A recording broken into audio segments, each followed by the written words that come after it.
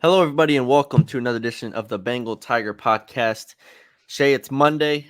That means Mailbag Monday. We got a lot of questions from the board. We appreciate everybody for sending them in.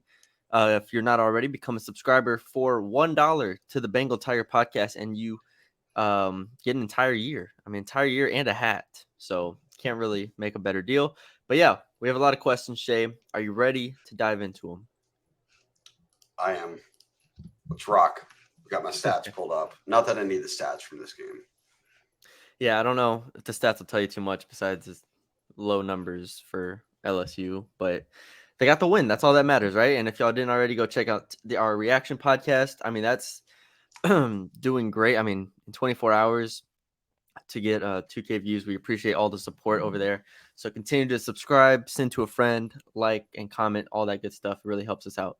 So let's dive right into it. We got 13 questions here. When I posted this, I didn't preface it by saying that I will also be doing a film study on the LSU pass game and comparing it to the Cincinnati pass game. So be on the lookout for that today on Monday as well. But as a result of me not prefacing it, we got a lot of questions about the receivers and a lot of questions about the offense. I grouped all of them together.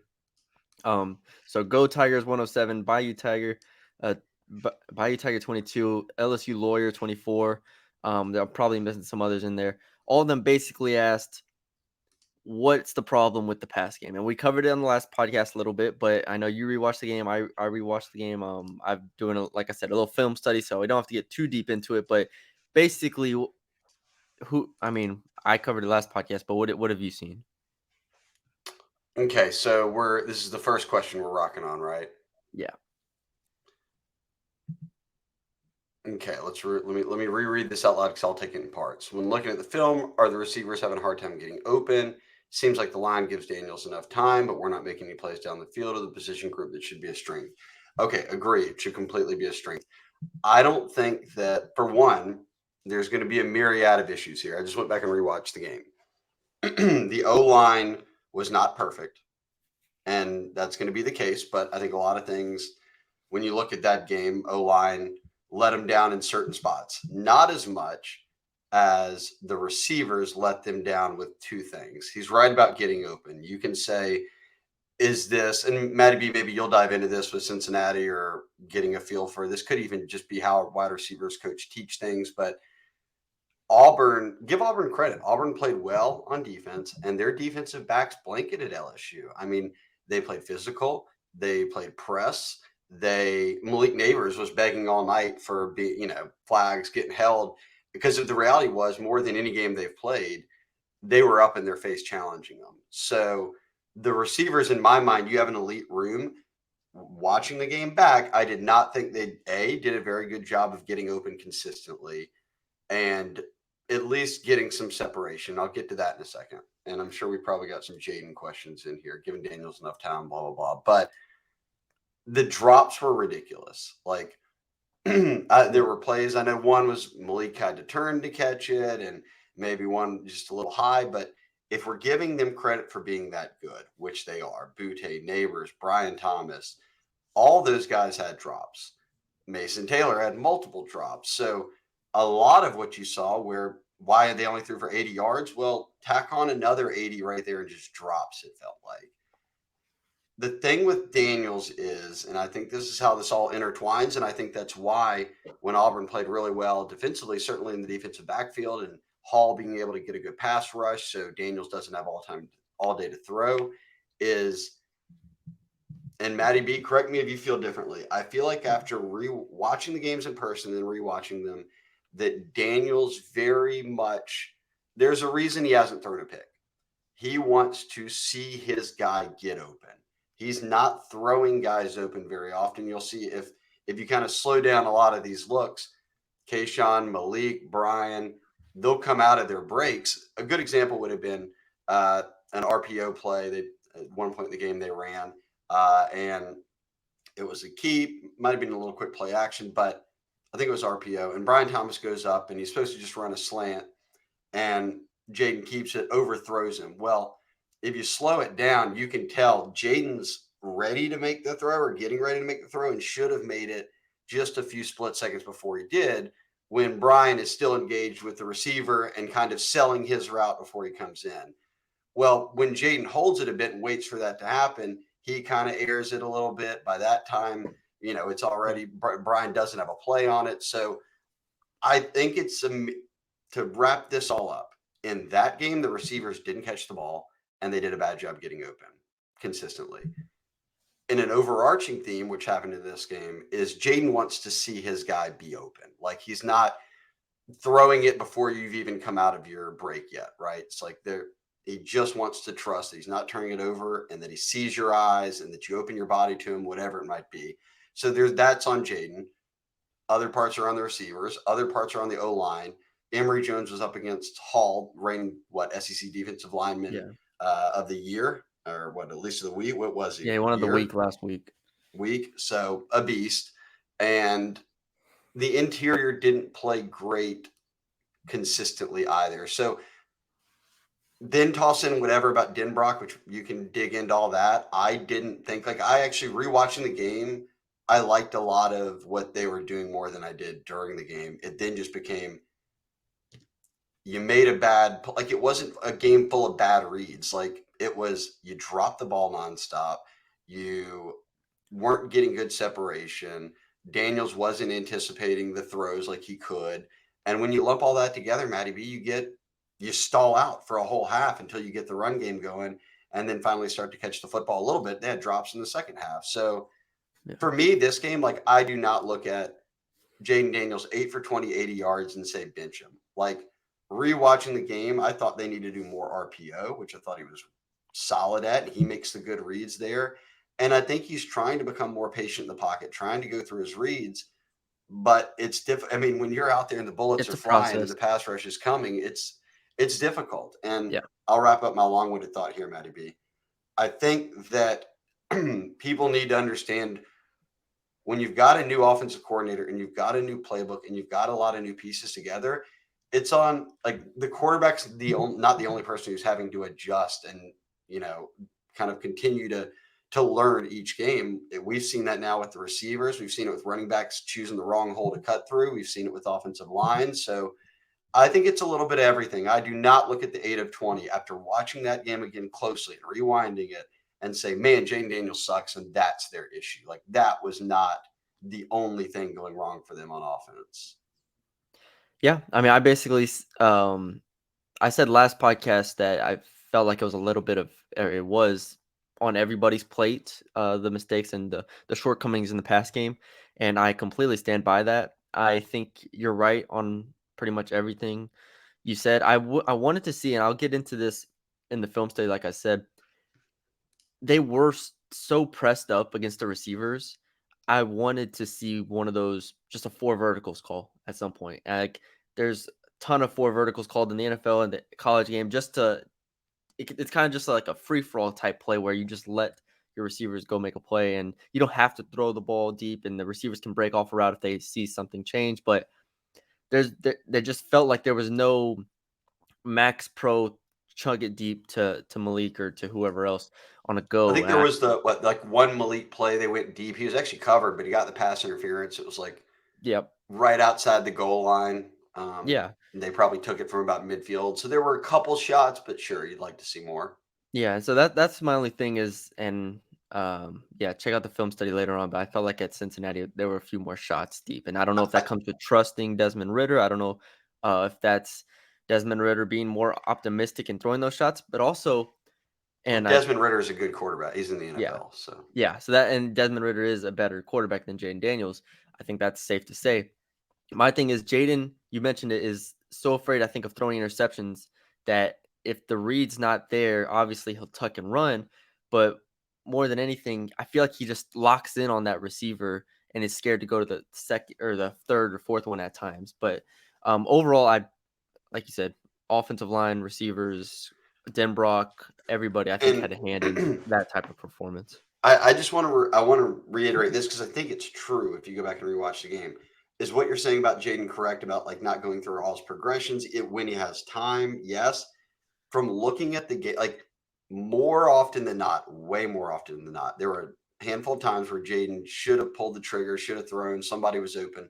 But more often than not, everybody was covered. Like I just didn't think I thought Auburn played well on defense, and I thought LSU did a bad job of creating separation. I agree. I thought we gotta give Auburn a little bit of credit here. I thought That's what, the I mean. defense. That's what I'm saying. Defensively, when you rewatch that game, put it on the receivers. If you felt like, well, Auburn's not good enough, they should have got open. They were not getting open. Auburn was all over them. Yeah, and like I said last time, Auburn's defensive line, you could tell it was in Jaden's head a little bit at early, or at least early on to me. Whenever I watched him, a couple throws were rushed. Derek Hall was almost in his face. So yeah, I think it was on everybody there. All right, enough on that question. We got like 12 more, so we gotta start going here. Captain That's Planet 246 probably that's probably the biggest question. What's for up sure, with the offense with Jaden and the for receivers? sure, So, for sure. We got like 5 of and them. So yeah, and look, I'll say this too. I'm curious if Kelly says this or if they just do it more. The RPOs were working. Auburn basically, and there were times where they were dropping Jordan Hall like in between the two safeties. He's the D lineman that we talked about. So they were doing kind of different things with him, but it would just be a linebacker spying Jaden or the Hall just wreaking havoc wherever. And then they trusted that all their DBs could press, keep their safeties there, and that they would lock down LSU, and they did. I'll say though that when I look at I'm kind of split, Matty B. I think that Auburn played well. I don't think LSU played well enough at a lot of spots beyond quarterback. And oh man, where was I? I was going somewhere with this thought. The well, RPO. When they act like that RPO, when they went to it, started to take that middle backer who was spying Jaden kind of out of it because he would have to either commit to the run or just trust it and stay with Jaden. And that worked for him, and they were making nice reads. So I'm curious if they don't do more of that, especially with teams that want to just sit there and spy Jaden. yeah, it's even though I want to give Auburn its credit because I do think it played well, you still have to pass more for more than 80 yards Oh, well, no as a doubt. quarterback. That's unacceptable.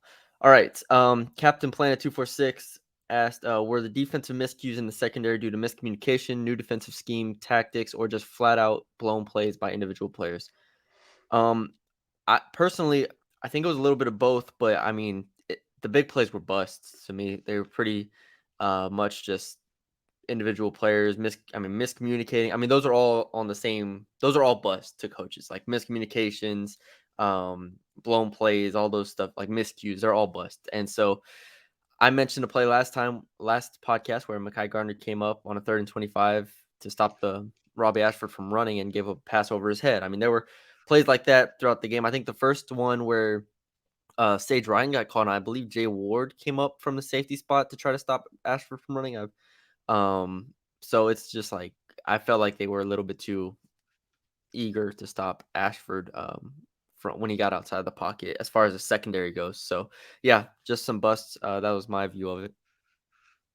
Yeah, I mean, what the two big plays that they had, scoring plays, were what 60 something yards and 40 something yards, and what the well, I guess the Jarquez Hunter went for like a lot, 60 something, and then they scored from there. But that was a bust. And then I think just on that first drive, Matty B, that after Seven Banks got injured, that it just sort of was an odd feel. You got him into a quick third down, and then boom, you have a bust and they score. So like I'm not worried about those defensive busts because they scored 7 points in the first quarter, scored 7 points right away to start the second quarter. So basically, everything happened in that first few possessions for Auburn, and from there, nothing.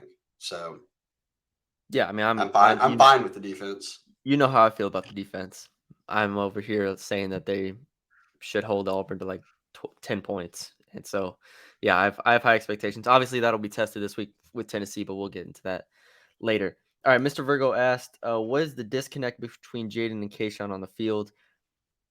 And obviously, we just talked about the pass game a lot, so but it's a different question. I don't think there is a real disconnect. I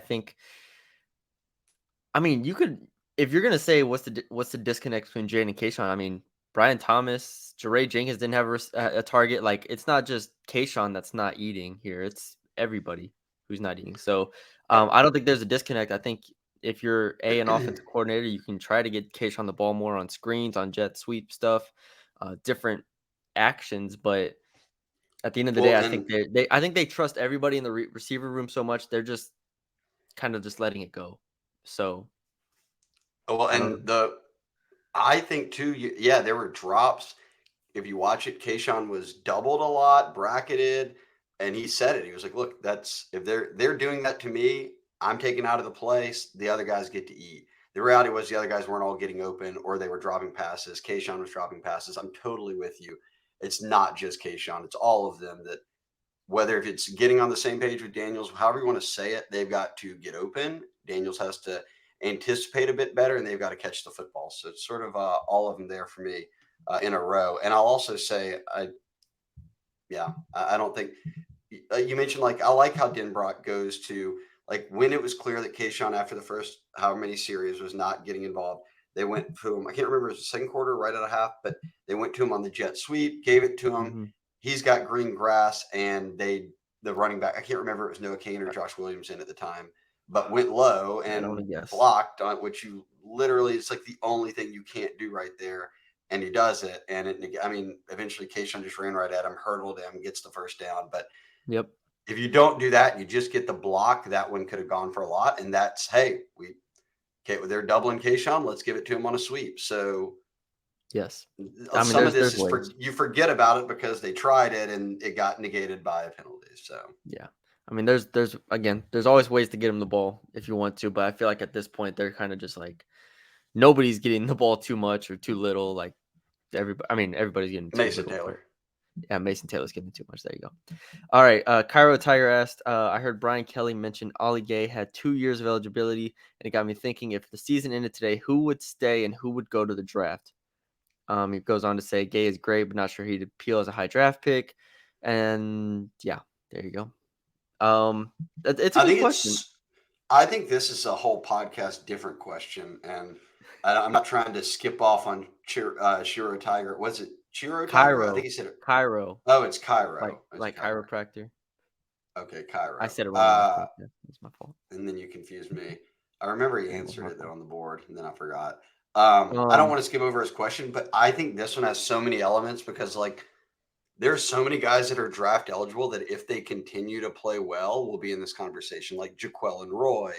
I mean, You've got Greg Brooks and them that are older guys. So I don't know. I'm looking around and I would say like Kayshawn and Ojolari would be two that I would say would leave as underclassmen and get drafted high.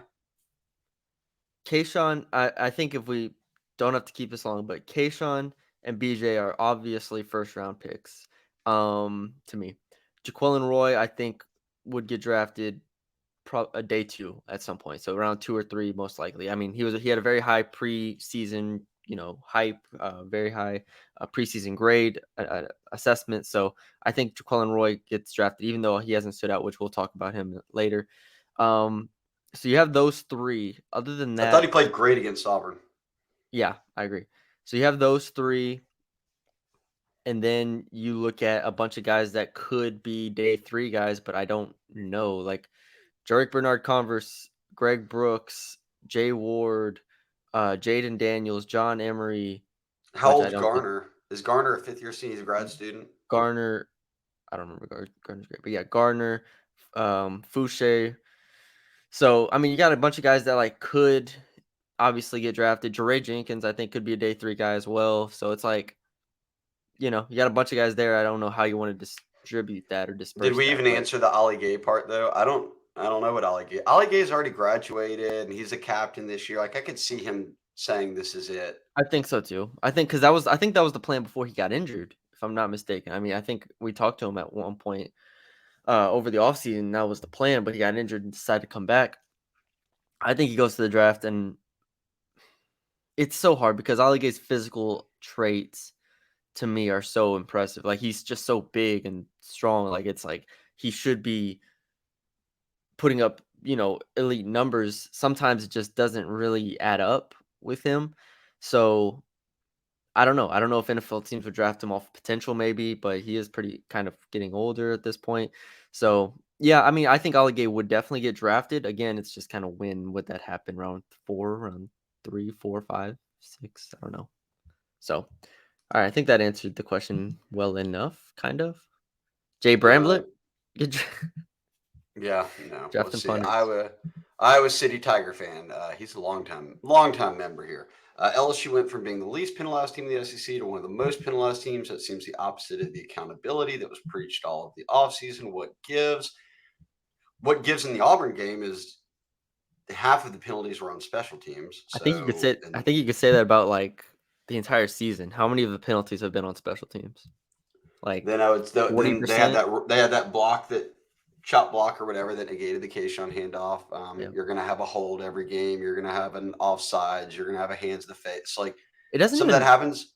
I feel like overall, especially if it's like a special teams thing too. Like overall, I just think when you have a completely new team with more transfers than anyone and a completely new staff and new playbooks and new schemes and all that, that like guys will find themselves out of position or getting something happening to where they end up committing a foul or penalty to try to negate it and get away with it. So it'll that's one area like I don't worry about, because I would think with how much of a disciplinarian and how long Kelly's coached 30 plus years with the track record he has, you don't just win that many games and just be one of the most penalized teams in the country. Like they'll clean that up. I just kind of think that's a bit of the first month into the season, just trying to get the car to work type thing.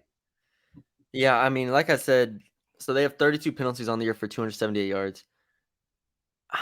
I mean, at least 12 of Well, those have to be. four of those were on special teams in the first half of Auburn. So now you're Yeah, I'm saying looking on the at season, 10 or 12 of those have to be special teams ones, right? So, and which is unacceptable. Like, if you just look at it, like special teams, you should just be, all right, get the ball and give it to the offense. Like, you shouldn't be having to do anything crazy. But, so yeah, I mean, I take that into account for sure. And then it doesn't feel like the offensive line has been too hold happy, no. really. Like, That's that's why not I been. don't think that they've gotten a ton of those. Like, how many times are they even starting that, like, 1st and 20 after a hold? It doesn't feel like very often where they're being backed up like that. So, you can give them some credit on that. Your receivers aren't holding in the run game. Like, I don't feel like holding has been a big issue. I think they got hit with an illegal shift last game, which is like very much on where A Kayshawn few, was coming over and Kane was still yeah. moving, and I think there were a few or illegal personal motion or fouls. something like that. I mean, I remember the Harold Perkins personal foul in Florida State game. Quillen Roy got called for a or for a I don't know, unnecessary roughness or taunting, whatever it was last game. So there's two right there. I don't know. If you go through it, I don't think it's a major issue at this point, except for on special teams. Special teams, it is an issue. Offense and defense, I think they're fine. Where are All we right, where at? we go? Gaucher 51Z said, "How much leash are we realistically giving Emory, John Emory, at this point, with him turning the ball over at a far higher rate than our starting quarterback?" Well, everyone turns the ball over at a higher rate than Jaden because Jaden doesn't throw the interceptions or doesn't even throw anything close to interceptions. But yeah, Emory had another fumble. I remember in fall camp, we were at Yep. practice that day, but then Yep. there was a video that came out with he fumbled and Denbrock said, "Look, man, you got to keep your head in it because we're not going to stop going to you." He was like, "We're not going to stop feeding you the ball." So if we're going to let Denbrock answer that question, I think the leash is they want the leash to continue to get longer. I think ball security is something that Frank Wilson's going to have to just continue to drive home with John Emory. But he made the best play of the game on the run where he scored, Yeah. and the wheel route, which I loved.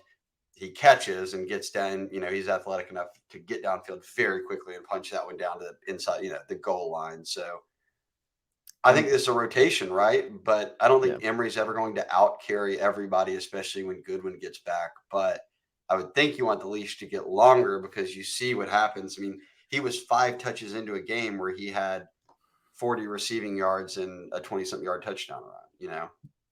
Yeah. I think especially with Goodwin out, we don't know how long Goodwin will be out, but especially with him It out, sounds serious compared to what initially it was like he's day to day, and then it was he's got a severe hamstring injury. So, I mean, that could yeah, be a month. I have no idea. It could be, yeah, but definitely doesn't feel like he's going to play the Tennessee game at this point, just off feel. But yeah, with him being out, I think the leash is pretty long at this point. If he does fumble again, Josh Williams will continue to get a lot of the carries, and then maybe we see some Noah Kane. But and obviously you don't want to have fumbles in back to back games, but if he doesn't fumble, if he fumbles one more time for the rest of the season, I'd be okay with it because he is obviously the most versatile, the most potent, and probably the most talented back they have at this point.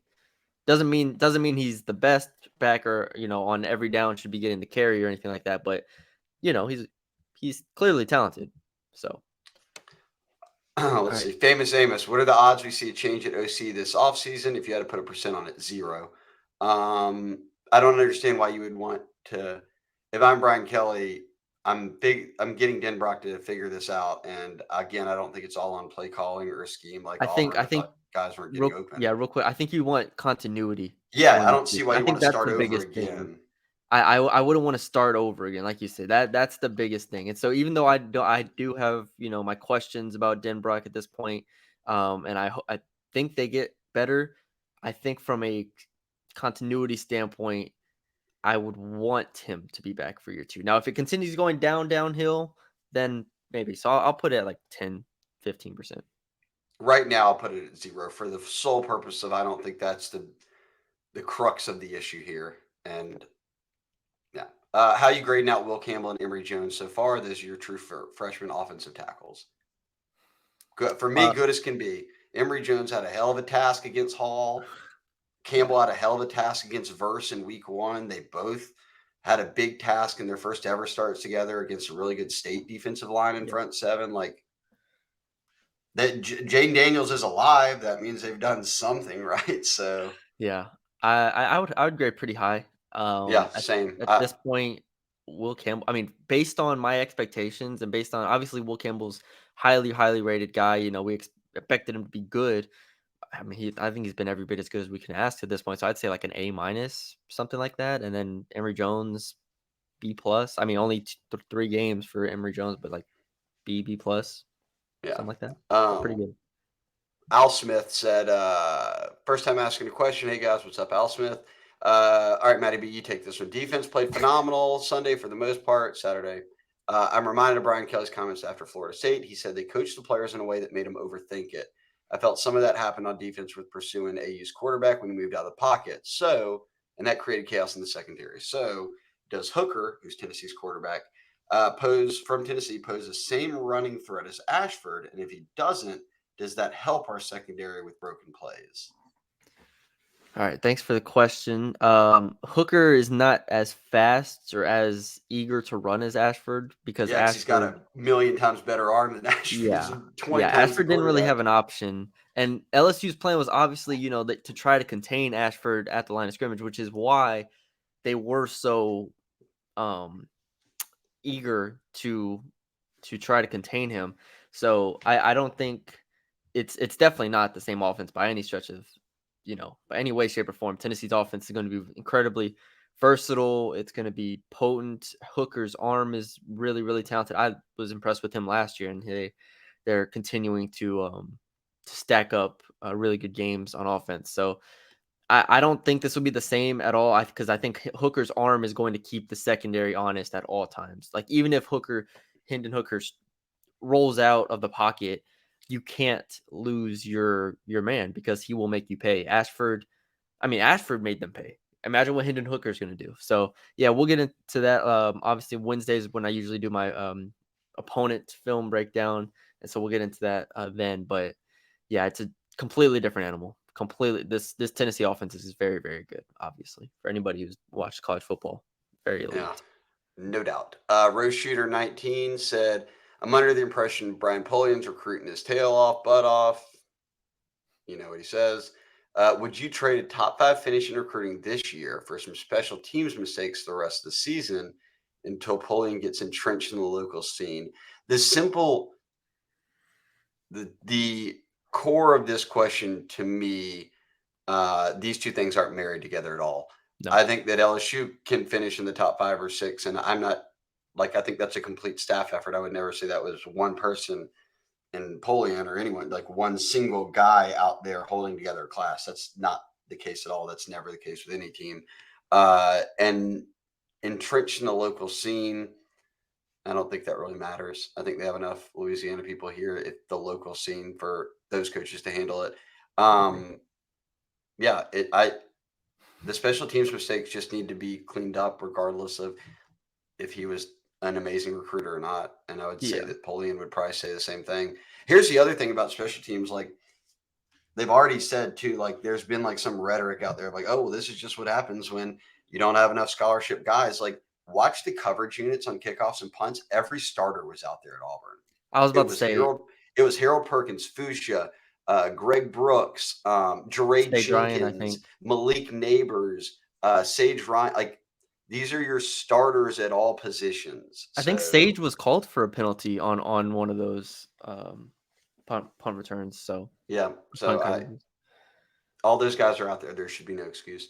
Yeah. Bourbon and Cheerios. How long before Harold Perkins is starting? Given how much run he gets in the second half and how much better our defense looks with him, can you really keep this kid off the field to start the game? Matty B, you've weighed in a lot there. Thoughts? Yeah, I've said this, and then Brian Kelly said this also in his press conference. I think on Thursday, it's like they're obviously keeping him in situations where he doesn't have to think, where it's straightforward, attack the quarterback or spy the quarterback. In this last game's case, there has been nothing where he is having to comprehend at a high level like Mike Jones. As much as we want to get on Mike Jones and say like maybe he hasn't been great this year, the jobs that Mike Jones and Harold Perkins have are vastly different. Just vastly different. They're not even playing the same position basically. I mean, literally sometimes Harold Perkins lines up as Jack as at the Jack position as we know. But like when Harold Perkins, I look at him as basically like a roving attacking linebacker. So that's how I look at him. I don't look at him as like a true inside linebacker where Greg Penn and Mike Jones are playing, or even Micah Baskerville's playing. It's a different position. It's not even I don't know. So I love how they're using him right now. I think continue using him in that way. He's still playing like what I don't have the numbers in front of me, but he's probably playing like what 50% of the snaps as a true freshman. Like it feels like he's on the field a ton. So I think they're doing exactly what you need to do with Harold Perkins. Let him get on the field and either attack, spy, keep it simple, and go make a play.